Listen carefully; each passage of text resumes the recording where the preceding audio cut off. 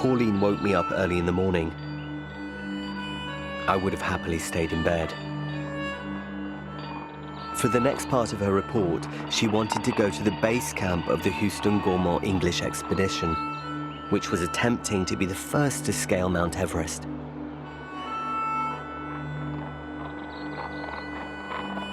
I asked her why she wished to do such a thing.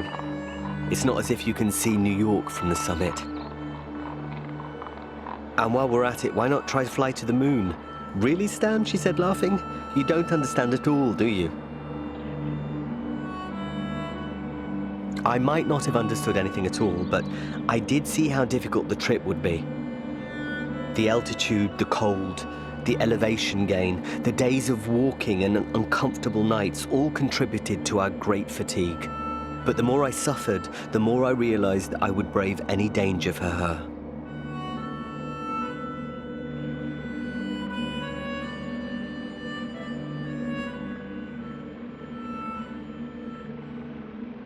With a bit of spade work, we crossed Natula, a mountain pass situated at 4,310 meters altitude.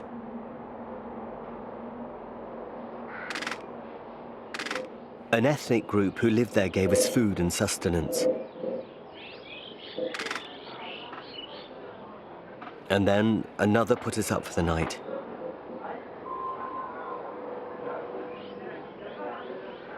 The altitude made us short of breath. We were only able to climb between 200 and 300 meters a day. At 6,000 meters altitude, we came across our first glaciers. I would make myself scared. To impress Pauline, I would fool around, going right up close to crevices. She grabbed my camera and pressed the button. I could see her feelings for me were developing. Just then, a Sherpa from the Houston-Gormont expedition appeared in sight. He was the bearer of bad news. 4 members of the expedition had set up a bivouac at 8,550 meters, the highest altitude a mountaineer has so far managed to achieve. But they would have had to struggle for a further 20 hours to reach the summit, so they'd given up. All we could do now was turn back.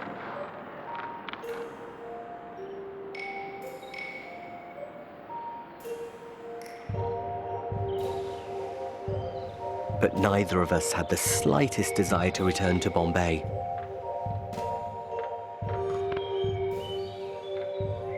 We took our time coming down and gradually shared our feelings for one another.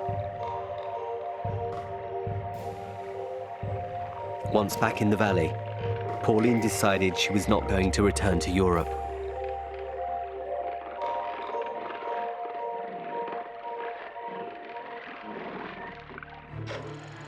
The London conference failed due to dissent among the Indian delegation. The British took the opportunity to maintain the status quo.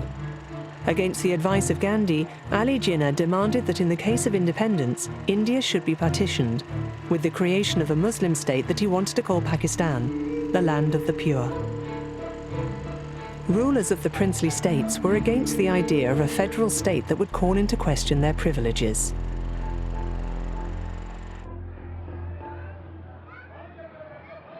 Once we arrived in Bombay, Pauline wrote her report. It was soon published. I threw myself into the task of writing a thesis on the princely states.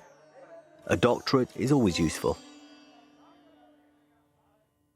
We made the most of Bill, who was managing my teams brilliantly, and set off at the wheel of my faithful Studebaker to visit several of the states.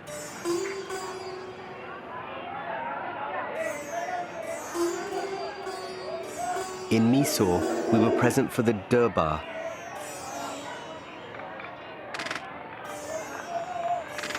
a spectacular ceremony in which monarchs of the princely states reaffirmed their loyalty to the British Crown.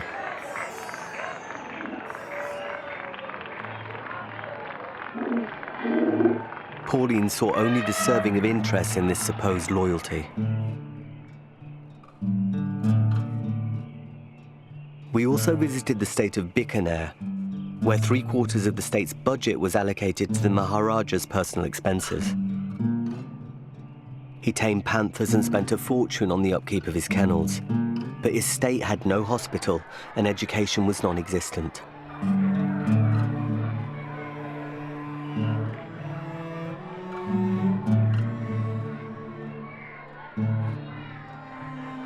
Pauline was outraged, as was I. The days of the Breach Candy Club seemed far away. Now it was for an entirely different audience that I acted the clown.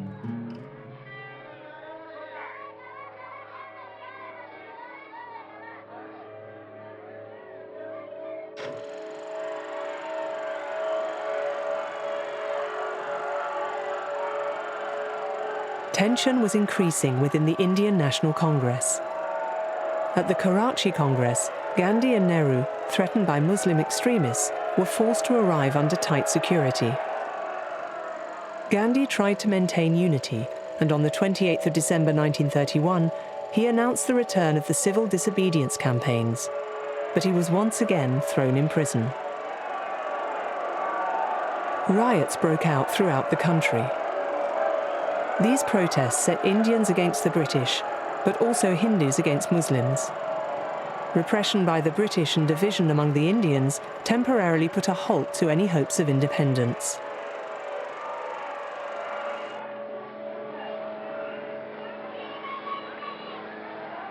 This political instability did not prevent Michelin from thriving.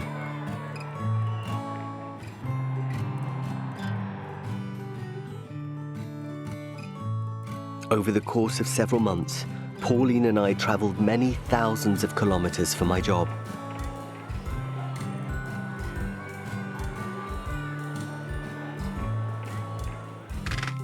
In the north, we opened depots in Afghanistan, despite growing tensions and conflict. In the east, we went all the way to Burma.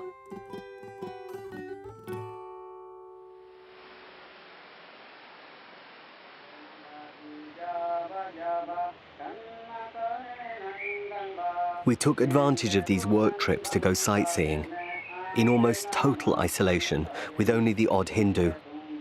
They were always happy to take photos of us.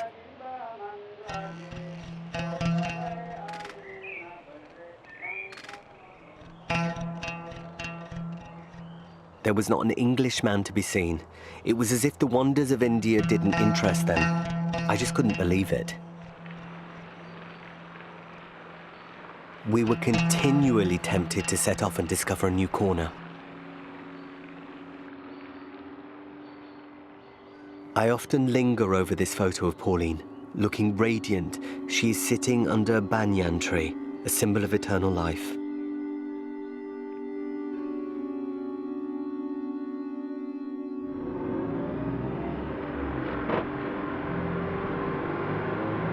Not long after we were back from one of our trips, she went for a drive with Bill, as usual.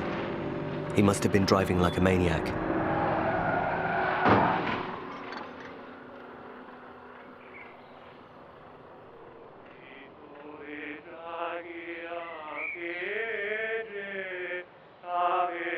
They died instantly.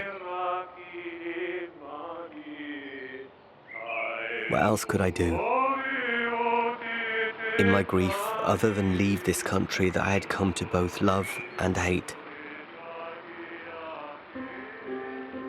I resigned from Michelin and left India.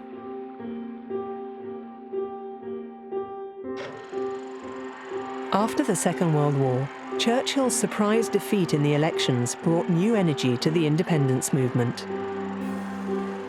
London tasked the Viceroy, Lord Mountbatten, with handing over power to the Indian National Congress. But the Muslims continued to campaign for the creation of Pakistan, and Gandhi in turn continued to refuse, incurring the hatred of extremists from both sides. On the 15th of August 1947, Ali Jinnah announced the independence of Pakistan and Nehru of India. Thus began an enormous transfer of people, with Hindus fleeing Pakistan and Muslims fleeing India. Massacres occurred, causing more than 500,000 deaths. 6 months later, Gandhi was assassinated by a Hindu extremist. By this time, Stan was continuing his adventures throughout the Far East. Since leaving India, his passport had steadily filled with visa stamps. But despite the countries he visited and the women he met, he did not forget Pauline. He never married, but his friends would see this photo on his bookshelf until the day he died.